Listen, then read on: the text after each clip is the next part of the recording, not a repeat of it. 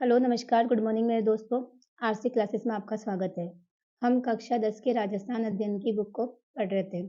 उसमें हमने last class में राजस्थान के लोक देवता के बारे में लोक देवता वाला टॉपिक स्टार्ट किया था। उसमें हमने पंचपीरों के बारे में पढ़ा था। पंचपीर में से भी हमने गोगा जी और बाबू जी को पढ़ लिया था। आज हम शेष पंचपीरों के बारे में पढ़ेंगे। उसमें भी हम आज रामदेव जी के बारे में पढ़ेंगे। रामदेव जी तंवर वंशीय थे ये, रामदेव जी तंवर वंशीय तंवर वंशीय थे, राजपूत होंगे, तंवर वंशीय राजपूत थे। पिता अजमाल जी थे, माता मेणा दे। यानी रामदेव जी के पिता तो कौन थे? अजमाल जी, और माता कौन थी? मेणा दे थी। और इनका जन्म बाड़मेर जिले की शिव तहसील के उंडू काश्मीर गांव में हुआ था। यानी इनका जन्म कहाँ हुआ था? बाड़मेर जिले की शिव तहसील के उंडू काश्मीर गांव के अंदर हुआ था। और ये समकालीन थे मल्लीनाथ जी के, यानी ये मल्लीनाथ जी के समकालीन थे। कौन? रामदेव जी, यानी रामदेव जी मल्लीनाथ जी के समकालीन थे। और इनका विवाह अमरकोट के दलजी सोडा की पुत्री नेतल दे से हुआ था। यानी इनकी पत्नी कौन थी? नेतल दे, जो अमरकोट के दलजी सोडा की पुत्री थी। और बालपन में ही इन्होंने पोखरण क्षेत्र जो मल्लीनाथ जी से प्राप्त करने के पश्चात वहाँ भैरव नामक क्रूर व्यक्ति का अंत करके अराजकता एवं आतंक को खत्म किया, यानी आतंक खत्म कर दिया था उसका। यानी बचपन में जब ये बालपन में थे तभी उन्होंने पोखरण के अंदर कोई भैरव राक्षस था, उसका क्या किया इन्होंने? दमन कर दिया और उसके आतंक को क्या कर दिया था? खत्म कर दिया था। और पोखरण अपनी भतीजी को पोखरण दहेज में देने के बाद इन्होंने रामदेवरा यानी रोनेचा बसाया। यानी पोखरण तो जो था ना वो अपनी भतीजी को दहेज में दे दिया था। उसके बाद इन्होंने क्या करा? रामदेवरा, जिसे अपन रोनेचा कहते हैं, इसको क्या करा? इन्होंने बसाया था। और रामदेवरा में 1458 में भाद्रपद शुक्ल एकादशी को जीवित समाधि ली। यानी रामदेवरा के अंदर यानी जो रोनेचा था, जिसे अपन रामदेवरा बोलते हैं, वहाँ पर 1458 के अंदर भाद्रपद शुक्ल एकादशी है ये। भाद्रपद शुक्ल एकादशी को इन्होंने जीवित समाधि ली थी। और रामदेवरा के अंदर ही भाद्रपद शुक्ल द्वितीया को मेला लगता है, जिसे अपन रामदेव जी की दूज बोलते हैं। तो भाद्रपद शुक्ल द्वितीया को रामदेव जी का मेला लगता है। इस मेले को अपन सांप्रदायिक सद्भाव का मेला कहते हैं। इस मेले को अपन क्या बोलते हैं? सांप्रदायिक सद्भाव का मेला कहते हैं, क्योंकि यहाँ पे हिंदू और मुसलमान दोनों ही जाते हैं। और गुरु कौन थे इनके? इनके गुरु थे बालीनाथ जी। यानी रामदेव जी के गुरु कौन थे? बालीनाथ जी थे। इनको हिंदू कृष्ण का अवतार मानते हैं और मुसलमान इनको राम सा पीर बोलते हैं। यानी हिंदू तो क्या मानते हैं? कृष्ण का अवतार मानते हैं रामदेव जी को, और मुसलमान राम सा पीर के नाम से पूछते हैं।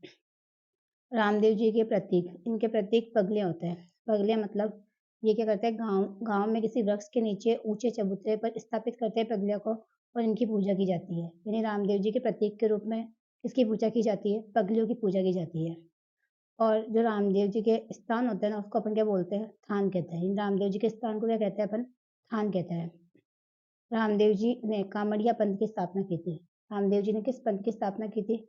कामड़िया पंथ की स्थापना की थी। और कामड़िया पंथ द्वारा कौन सा नृत्य किया जाता है? तेरह ताली। यानी रामदेव जी की आराधना में कामड़िया पंथ के जो अनुयायी है वो तेरह ताली नृत्य करते हैं। कौन सा नृत्य करते हैं?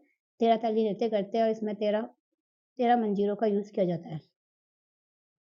और रामदेव जी वीर होने के साथ साथ समाज सुधारक भी थे। यानी रामदेव जी थे ना, ये वीर तो थे ही थे, उसके साथ साथ समाज सुधारक भी थे, और ये कवि भी थे। नहीं कहते हैं कि लोक देवता में से कवि कौन थे? ये रामदेव जी थे। और इनका ग्रंथ कौन सा था? 24 वाणियाँ। यानी रामदेव जी का ग्रंथ कौन सा था? 24 वाणियाँ था। और इन्होंने जाति प्रथा, मूर्ति प्रथा और तीर्थ यात्रा का भी क्या किया था? विरोध किया था। इन्होंने जाति प्रथा, मूर्ति मूर्ति पूजा और तीर्थ यात्रा का भी क्या किया था? विरोध किया था, कि ये समाज सुधारक का काम भी करते थे। और ये सांप्रदायिक सद्भाव के लोक देवता भी माने जाते हैं। नेक्स्ट है मेहाजी मांगलिया, या मांगलिया मेहाजी भी बोलते हैं इनको। कर्नल टोड के अनुसार इनका जन्म गहलोत या फिर गोहिल वंश की मांगलिया शाखा के अंदर हुआ था। यानी टोड के अनुसार इनका जन्म किसमें हुआ था? गोहिल वंश की मांगलिया शाखा के अंदर इनका जन्म हुआ था। और ये गायों की रक्षा के लिए भाटियों यानी जैसलमेर के रणकदेव भाटी से यानी भाटियों से युद्ध करते हुए वीर गति को प्राप्त हुए थे। यानी जो मेहा जी है ना, ये भाटियों से, यानी गायों की रक्षा के लिए भाटियों से, भाटियों में भी कौन, जैसलमेर के रणकदेव घाटी से युद्ध करते हुए वीरगति को प्राप्त हुए थे। और इनका मंदिर बापिनी जोधपुर के अंदर है। अब ये बापिनी शायद तक फलोदी के अंदर है। और मेला भाद्रपद कृष्ण अष्टमी को, यानी जन्माष्टमी को इनका मेला लगता है। और इनका घोड़ा कौन सा है, इनका घोड़ा कीरड़ काबरा है, यानी इनके घोड़े का नाम क्या है, कीरड़ काबरा, ये इनके घोड़े का नाम है।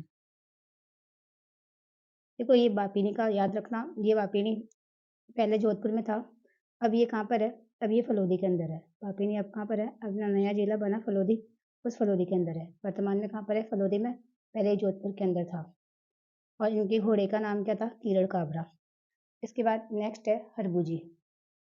हरबूजी, इनका जन्म भुंडेल नागौर में हुआ था। इनका जन्म कहाँ हुआ था, भुंडेल नागौर में हुआ था इनका जन्म। इनके पिता महाराज साखला थे, ये इनके पिता थे। और ये समकालीन थे राव जोधा के, यानी हरबूजी किसके समकालीन थे, राव जोधा के समकालीन थे। और पिता की मृत्यु के बाद भुंडेल छोड़कर ये हर हरबम जाल आकर रहने लगे थे। यानी इनके पिता की मृत्यु हो गई तो इन्होंने भुंडेल छोड़ दिया, उसके बाद का आके रहने लगे थे, हरबम जाल में आकर रहने लगे थे। और इनके गुरु बालीनाथ जी थे। इनके गुरु कौन थे, बालीनाथ जी थे। और इनका वाहन कौन सा था, सियार। सियार इनका वाहन था, शायद एक बैलगाड़ी है ये सियार भी। और जोधा को मेवाड़ के अधिकार से मंडोर को मुक्त कराने के प्रयासों के दौरान इन्होंने आशीष के साथ कटार भी दी थी। यानी जोधा को, है ना, जो मंडोर था उसको जीतने का आशीर्वाद दिया था, और उसके साथ क्या दी थी, कटार भी दी थी। ये मंडोर मतलब मेवाड़ के अधिकार में था, इसको वापस जीतने के लिए आशीर्वाद दिया था और कटार भी साथ में दी थी। और जोधा ने ये भूभाग जीत लिया, जोधा ने ये भूभाग जीत लिया तो जोधा ने इन्हें बेंगटी गाँव दिया था। यानी जोधा ने मतलब हरबूजी को क्या दिया था, हरबूजी को बेंगटी गाँव दिया था।